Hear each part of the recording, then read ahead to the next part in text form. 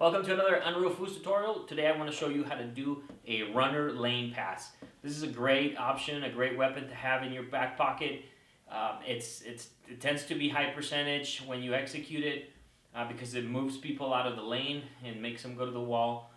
So it's a great option to incorporate it into any brush series or any other type of series that you do, whether it's on the far wall or on the near wall.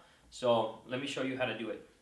Okay, let me show you what the runner pass looks like, and then I'll talk a little bit more about it and tell you how to incorporate it into a passing series.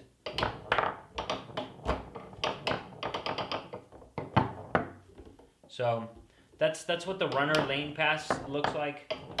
What you'll notice is that it looks almost like a brush to the lane, where the brush to the lane is something like that.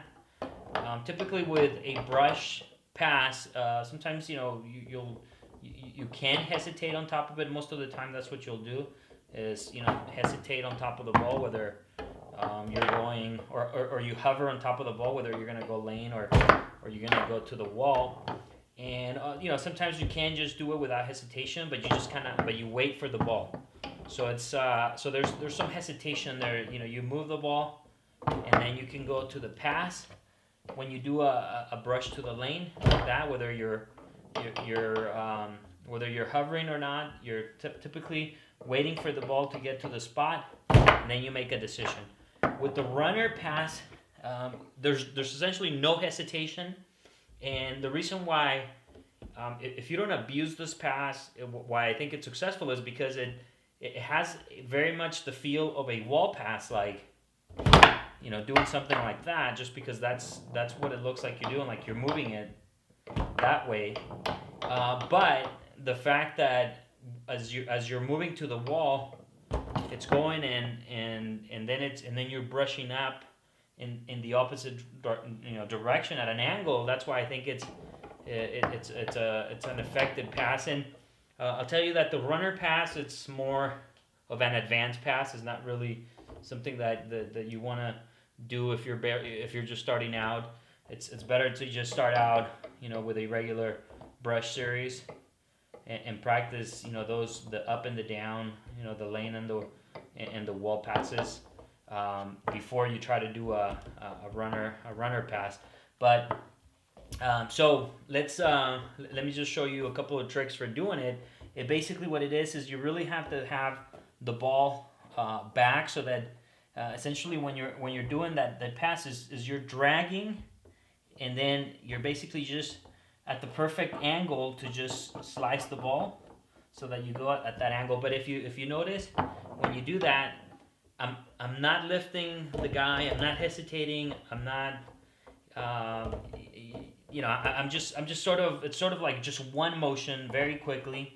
You pull it, and then you go in that in that brushing motion towards the lane. And like I said, it's if you work it in with your other series, as soon as you execute it, then it will almost look like a wall pass. So somebody's typically going to try to jump over there, and by the time that you hit the ball, it's going to be a little too late to try to react. So somebody really has to be looking for that option, and then they have to just commit to staying on the lane.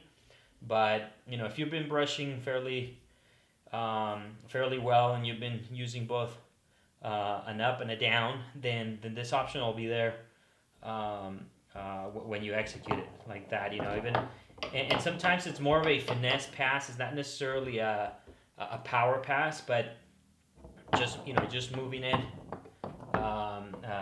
even if it's slower, it'll still be a very effective pass. So again, you want to have the ball a little bit back, because it has to be at the perfect spot for the guy to just sort of barely touch it, so that it causes the ball to go at an angle. So it's like almost like that just doing it very, very slowly here.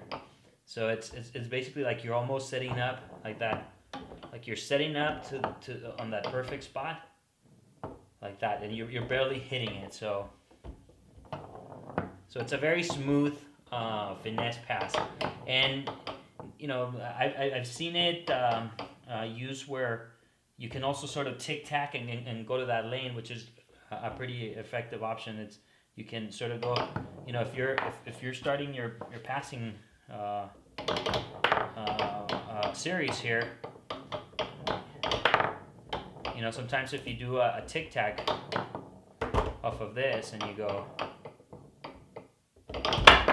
to the wall off of a tic tac, the other instead of doing essentially a tic tac lane like that, what you can do is you can go to a tic tac runner. So it's like,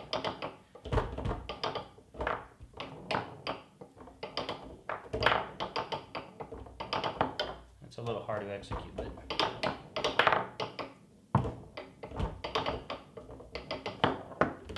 so it's a tough pass, but if you practice it, like I said, I think it's a very effective pass. So it's a great option to have. So I recommend that, if you already have a basic brush series, that that's one of those passes that you practice and try to incorporate into your game.